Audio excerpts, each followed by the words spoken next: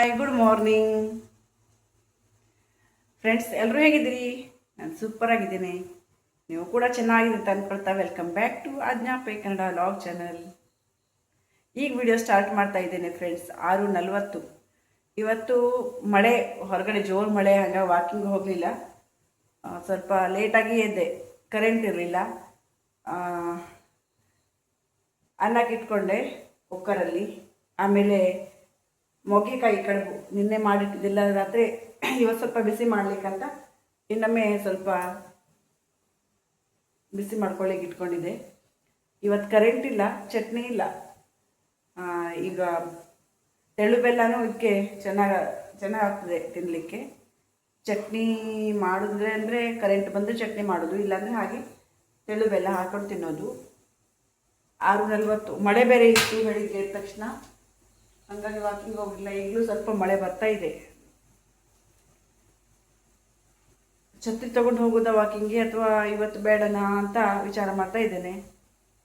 ನೋಡೋಣ. ತೆಂಗಿನಕಾಯಿ ಖಾಲಿ ಆಗಿದೆ ಫ್ರೆಂಡ್ಸ್, ನನಗೆ ನೆನಪೇ ಇಲ್ಲ. ಈಗ ಫ್ರಿಜ್ಜಲ್ಲಿ ಇದ್ದದ್ದು ಇಷ್ಟಾಗಿದೆ, ಇದು ಚಟ್ನಿ ಸಾಕಾಗೋದಿಲ್ಲ. ಹಾಗಾಗಿ ತೆಂಗಿನಕಾಯಿ ನಮ್ಮ ಅಂಗಡಿ ಹೋಗಿ ತೆಂಗಿನಕಾಯಿ ತೊಗೊಂಡು ಬರ್ತೇನೆ.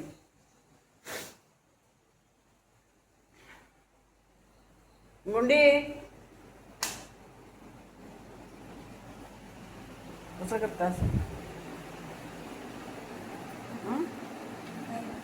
ಅಂಗಡಿ ಬಿಸಿ ಬಿಸಿ ಮೊಗ್ಗೆಕಾಯಿ ಕಡುಬು ರೆಡಿಯಾಗಿದೆ ಫ್ರೆಂಡ್ಸ್. ತುಂಬ ಚೆನ್ನಾಗಿರ್ತದೆ. ಈ ಅರಿಶಿನ ಎಲೆ ಮೇಲೆ ಹಾಕಿರ್ತಾರಲ್ಲ, ಅದ್ರ ಪರಿಮಳನೂ ತುಂಬ ಚೆನ್ನಾಗಿರ್ತದೆ. ಒಂದು 8-10 ಕಡುಬು ಮಾಡಿದೆ ಅಷ್ಟೇ. ನಮ್ಮ ಅನಗ ಏನು ತಿನ್ನೋದಿಲ್ಲ. ಎಷ್ಟು ಚೆನ್ನಾಗಾಗ್ತದೆ, ಆದರೂ ಅವಳು ಕೂಡ ತಿನ್ನೋದಿಲ್ಲ. ನನಗೆ ಒಂಥರ ಆಗ್ತದೆ ಅವಳು ತಿಂದಿಲ್ಲ ಅಂದರೆ. ಅವಳು ತಿನ್ನಲಿಲ್ಲ ಅಂದರೂ ನಾವು ತಿಂತೇವೆ. ನನಗಂತೂ ಇಷ್ಟ ಕಡುಬು. ಮತ್ತು ಅದಕ್ಕೆ ಈರುಳ್ಳಿ ಚಟ್ನಿ ಮಾಡಿದ್ದೆ.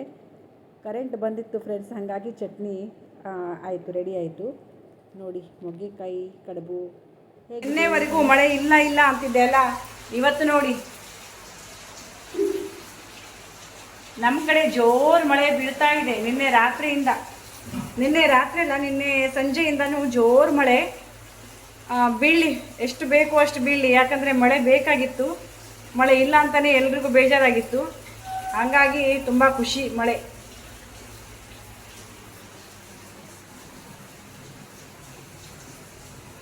ಫ್ರೆಂಡ್ಸ್, ನಾನು ಇವತ್ತು ಮಳೆ ಜೋರಲ್ಲ, ಕರೆಂಟೆಲ್ಲ ಹೋಗ್ಬೋದು ಅಂಥೇಳಿ ಮೊದಲೇ ಮಸಾಲೆ ಮಾಡಿಕೊಂಡೆ. ಇವತ್ತು ನಮ್ಮದು ಸಿಂಪಲ್ ಆಗಿ ನುಗ್ಗೆಕಾಯಿ ಸಾರು, ಆಮೇಲೆ ಫ್ಲವರ್ದು ತರಾಸಣೆ ಅಂತ ಮಾಡ್ತಾರೆ ಅದು, ಆಮೇಲೆ ಮಾವಿನಕಾಯಿ ಇತ್ತು, ಮಾವಿನಕಾಯಿ ಗೊಜ್ಜು. ಇಷ್ಟು ಇವತ್ತು ಊಟಕ್ಕೆ. ಇನ್ನೂ ಪಾತ್ರೆ ತೊಳಿಲಿಲ್ಲ. ಪಾತ್ರೆ ತೊಳ್ಕೊಂಡು ಅಡುಗೆ ಕೆಲಸ ಸ್ಟಾರ್ಟ್ ಮಾಡ್ತೀನಿ. ಮಸಾಲೆ ಒಂದು ಮಾಡಾಗಿದೆ. ಈಗ ಈ ನುಗ್ಗೆಕಾಯಿ ಕೂಡ ಒಂದ್ಸಲ ಬೇಯಿಸ್ಲಿಕ್ಕೆ ಇಟ್ಕೊಂಡು ಪಾತ್ರೆ ತೊಳಿತೇನೆ. ಹಾಗೆ ಹಾಂ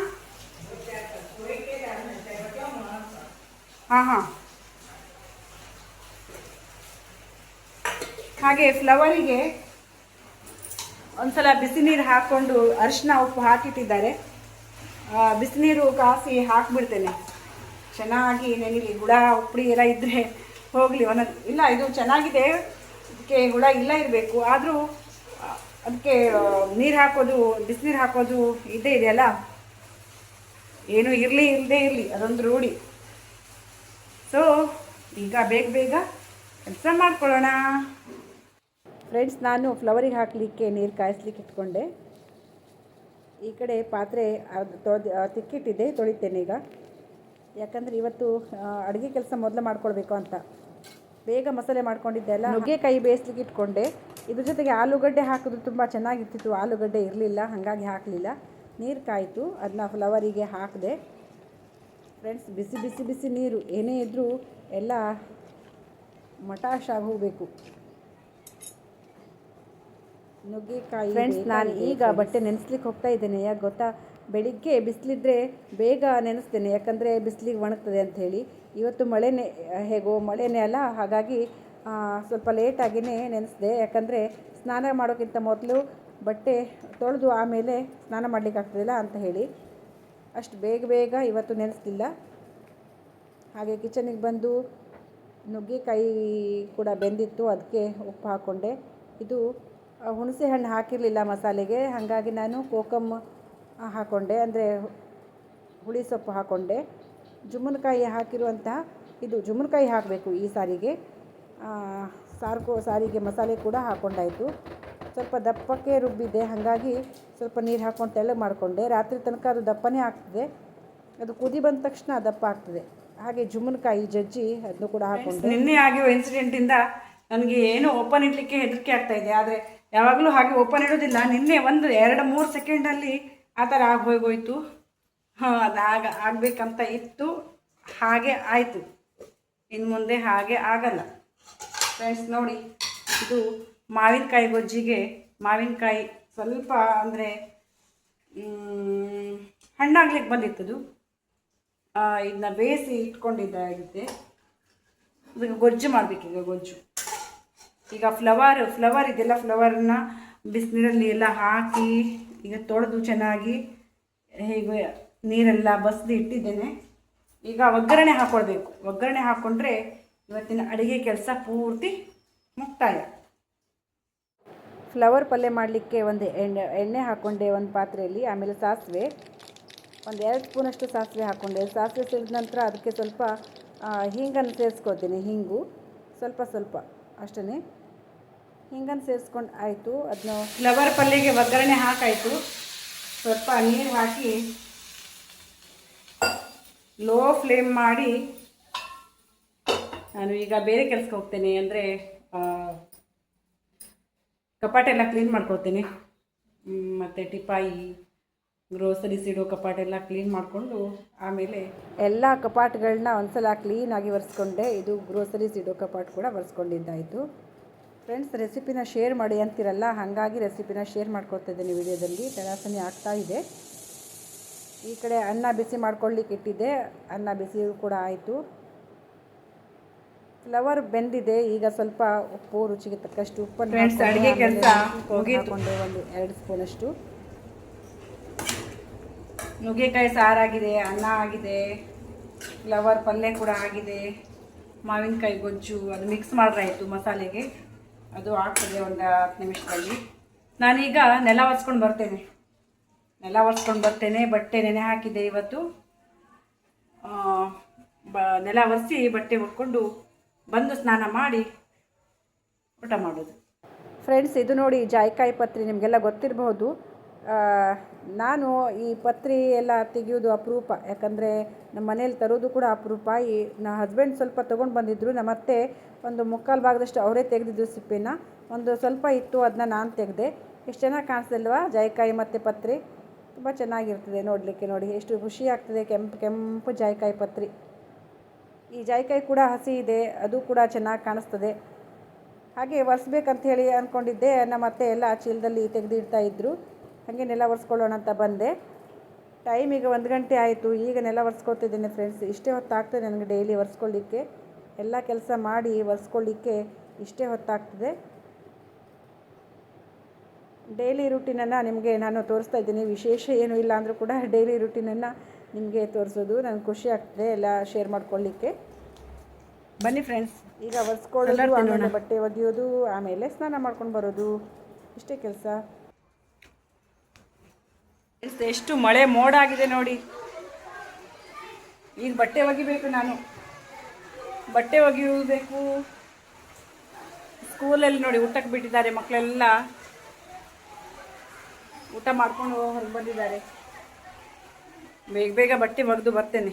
ಫ್ರೆಂಡ್ಸ್, ಮಾವಿನಕಾಯಿ ಗೊಜ್ಜು ಕೂಡ ರೆಡಿ ಆಯಿತು. ಈ ಜುಲೈ ತಿಂಗಳಲ್ಲೂ ಕೂಡ ಮಾವಿನಕಾಯಿ ಇತ್ತು, ಫ್ರಿಜ್ಜಲ್ಲಿ ಇಟ್ಟಿದ್ರು, ಹಾಗಾಗಿ ಇತ್ತು ಅದಿಷ್ಟು ದಿನ.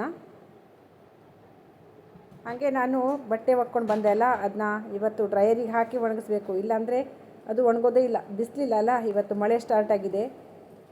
ನಮಗೆ ಬಟ್ಟೆ ಒಗಿಲಿಕ್ಕೆ ಕಷ್ಟ ಆದರೂ ಅಡ್ಡಿಲ್ಲ, ಬಟ್ಟೆ ಒಣಗಲಿಕ್ಕೆ ಕಷ್ಟ ಆದರೂ ಅಡ್ಡಿಲ್ಲ, ಮಳೆ ಬೇಕು ಅಲ್ಲ ಫ್ರೆಂಡ್ಸ್? ಏನಂತೀರಿ ಫ್ರೆಂಡ್ಸ್? ನಮ್ಮದು ಸ್ನಾನ ಎಲ್ಲ ಆಯಿತು. ಊಟಕ್ಕೆ ಇವತ್ತು ಕುಚ್ಚಲಕ್ಕಿ, ಅನ್ನ, ನುಗ್ಗೆಕಾಯಿ ಸಾಂಬಾರು ಮತ್ತು ಫ್ಲವರ್ ತಯಾಸಣೆ, ಮಾವಿನಕಾಯಿ ಗೊಜ್ಜು, ಇಷ್ಟು ನಮ್ಮದು. ಟೈಮ್ ಈಗ ಕರೆಕ್ಟಾಗಿ 2 ಗಂಟೆ. ಒಂದು ಊಟ ಎಲ್ಲ ಮುಗಿಸ್ಕೊಂಡು ಹೊರಗಡೆ ಬಂದೆ. ಸ್ವಲ್ಪ ಅಂಗಳದಲ್ಲಿ ತಿರುಗಾಡೋಣ ಅಂತ ಅಂದರೆ ಪಿಟಿ ಮಳೆ ಬರ್ತಾ ಇದೆ. ಆದರೂ ಒಂದು 2 ರೌಂಡು ಹೀಗೆ ತಿರುಗಾಡಿ ಆಮೇಲೆ ಒಳಗಡೆ ಹೋಗ್ತೇನೆ. 4:15ವರೆಗೂ ರೆಸ್ಟ್. ನನಗೆ ಆರಾಮ ಮನೆಗೆ ಬರೋವರೆಗೂ ರೆಸ್ಟ್. ಆಮೇಲೆ ಅವಳಿಗೆ ಏನಾದರೂ ತಿಂಡಿ ಮಾಡಿಕೊಡೋದು, ಇದೇ ಇದೆಯಲ್ಲ ಮತ್ತೆ ಕೆಲಸ ಶುರು. ಈಗ ಫ್ರೀ. ಫ್ರೆಂಡ್ಸ್, ಇವತ್ತು ಅಂಗಳನೇ ಗುಡಿಸ್ಲಿಲ್ಲ, ಎಷ್ಟು ಕಸ ಇದೆ ನೋಡಿ. ನಿನ್ನೆ ಗಾಳಿಗೆ ಮಡ್ಲೆ ಹೆಡೆ ಬಿದ್ದು ಇನ್ನೂ ಕಸ ಆಗಿಬಿಟ್ಟಿದೆ. ಬೆಳಿಗ್ಗೆ ಮಳೆ ಇತ್ತಲ್ಲ, ತುಂಬ ಮಳೆ ಇತ್ತು, ಕಸ ಗುಡಿಸ್ಲಿಕ್ಕೆ ಆಗಲಿಲ್ಲ. ಈಗ ಸ್ನಾನ ಮಾಡಿದ್ಮೇಲೆ ಮತ್ತೆ ಗುಡಿಸ್ಲಿಕ್ಕೆ ಮನಸ್ಸಿಲ್ಲ, ಇನ್ನು ಮತ್ತೆ ನಾಳೆನೇ ಗುಡಿಸೋದು.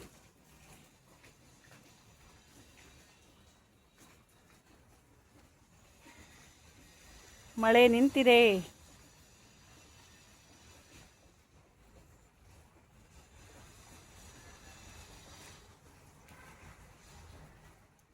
ಫ್ರೆಂಡ್ಸ್, ಈಗ ಟೈಮ್ 5:30. ನಮ್ಮ ಮನೆಗೆ ಸ್ಕೂಲಿಂದ ಬಂದ ತಕ್ಷಣ ಅವಳು ಮ್ಯಾಗಿ ಮಾಡಿಕೊಡು ಅಂತ ಹೇಳಿದ್ಲು. ಮೊನ್ನೆ ಶಾಪಿಗೆ ಹೋಗಿ ನಾವು ಮ್ಯಾಗಿ ತೊಗೊಂಡು ಬಂದಿದ್ವಿ. ಅವಳಿಗೆ ಮ್ಯಾಗಿ ಇಷ್ಟ. ಯಾವಾಗಲಾದರೂ ಅಪರೂಪಕ್ಕೆ ಮ್ಯಾಗಿ ಮಾಡಿಕೊಡ್ತೀನಿ. ಯಾವಾಗಲೂ ಇಲ್ಲ ಬೇಡ ಬೇಡ ಅಂದರೆ ಅವರಿಗೂ ಬೇಜಾರಾಗ್ತದಲ್ಲ. ಹಾಗಾಗಿ ಮ್ಯಾಗಿನ ಈಸಿಯಾಗಿ ಮಾಡ್ಕೋಬೋದು. ಏನಿಲ್ಲ, ಎಲ್ಲ ಅವರೇ ಕೊಟ್ಟಿರ್ತಾರೆ. ವೆಜ್ಜೀಸ್ ಎಲ್ಲ ಮಸಾಲೆ ಎಲ್ಲ ಅವರೇ ಕೊಟ್ಟಿರ್ತಾರೆ. ಹಾಕಿ ಬಿಸಿನೀರು ಮಾಡಿ ಆ್ಯಡ್ ಮಾಡಿ ಕೊಟ್ಟರಾಯ್ತು ಅಷ್ಟೇ. ಇದಕ್ಕೇನು ಕೆಲಸ ಇಲ್ಲ. ನಮ್ಮ ಮಯಾಂಕ್ ಕೂಡ ಬಂದಿದ್ದ, ಸ್ಕೂಲು ಮುಗಿಸ್ಕೊಂಡು ತಿಂಡಿ ತಿಂದ್ಕೊಂಡು ಬಂದಿದ್ದ. ನಮ್ಮ ಮನೆಗೆ ಬಂದಿದ್ದ.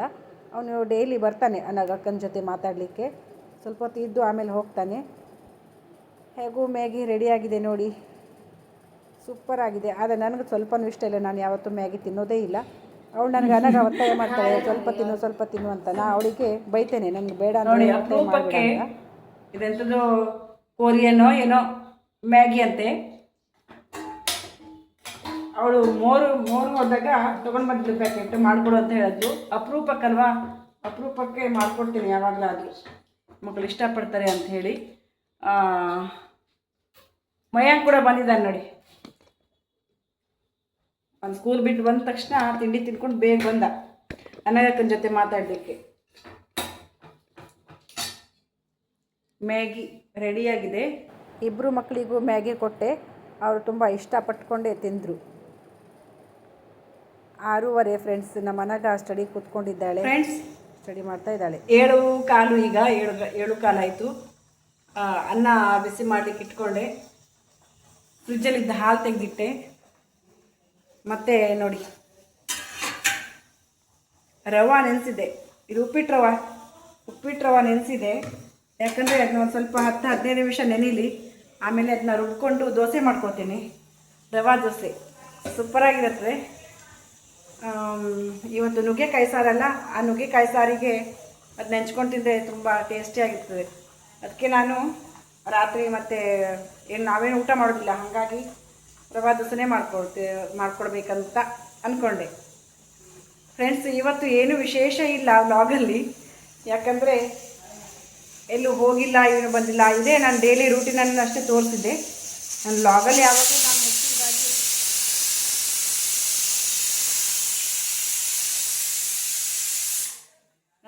ಹೆಚ್ಚಿನದಾಗಿ ನಾನು ನನ್ನ ರೂಟೀನನ್ನೇ ತೋರಿಸ್ತೇನೆ. ನಮಗೆ ಒಂದೊಂದು ಕ್ಷಣವೂ ಅಮೂಲ್ಯ ಮತ್ತು ನಮಗೆ ಖುಷಿ ಕೊಡ್ತದಲ್ಲ. ನಾವು ನಮ್ದು ಏನೇ ಕೆಲಸ ಮಾಡಲಿ ಅದನ್ನ ಶೇರ್ ಮಾಡ್ಕೊಳ್ತೇವಲ್ಲ, ತುಂಬ ಖುಷಿ ಅನಿಸುತ್ತೆ.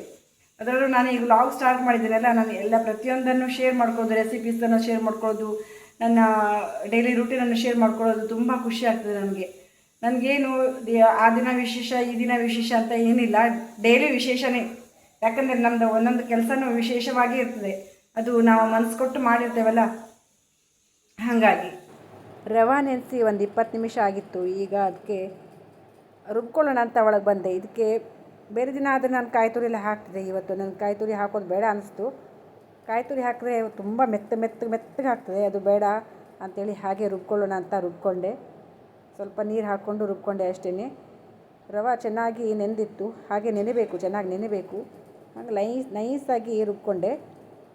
ಈ ರವೆ ದೋಸೆ ಮಾಡ್ಕೊಂಡು ನೋಡಿ, ತುಂಬ ಚೆನ್ನಾಗಿರ್ತದೆ. ಕಾಯಿ ಚಟ್ನಿ ಮಾಡ್ಕೊಳ್ಬೇಕು. ಅದಕ್ಕೆ ಸ್ವಲ್ಪ ಉಪ್ಪು ಹಾಕ್ಕೊಂಡೆ. ಟೈಮಿಗೆ 8 ಗಂಟೆ ಆಗ್ಲಿಕ್ಕೆ ಬಂತು. ಸ್ವಲ್ಪ ಉಪ್ಪು ಹಾಕ್ಕೊಂಡು ಸ್ವಲ್ಪ ನೀರು ಹಾಕ್ಕೊಂಡು ಸ್ವಲ್ಪ ತೆಳ್ಳಗೆ ಮಾಡಿಕೊಂಡೆ. ದಪ್ಪ ಆಗಿತ್ತು, ಸ್ವಲ್ಪ ನೀರು ಹಾಕ್ಕೊಂಡು ಮಾಡಿಕೊಂಡೆ. ಹಾಗೆ ಈಗ ದೋಸೆ ತವ ಇಟ್ಟು ದೋಸೆ ಮಾಡ್ಕೊಳ್ತಾ ಇದ್ದೀನಿ ನೋಡಿ. ಎಷ್ಟು ತೆಳ್ಳಗಿದೆ ಚೆನ್ನಾಗಿ. ಇದನ್ನೀಗ ನುಗ್ಗೆಕಾಯಿ ಸಾರಿನ ಜೊತೆಗೆ ತಿಂತಾ ಇದ್ದೇನೆ. ನಮ್ಮ ಅನಘನು ನನ್ನ ಜೊತೆನೇ ಊಟಕ್ಕೆ ಕೂತ್ಕೊಂಡ್ಳು. ಅವಳು ಊಟ ಮಾಡ್ತಾಳೆ, ನಾನು ದೋಸೆ ತಿಂತೇನೆ.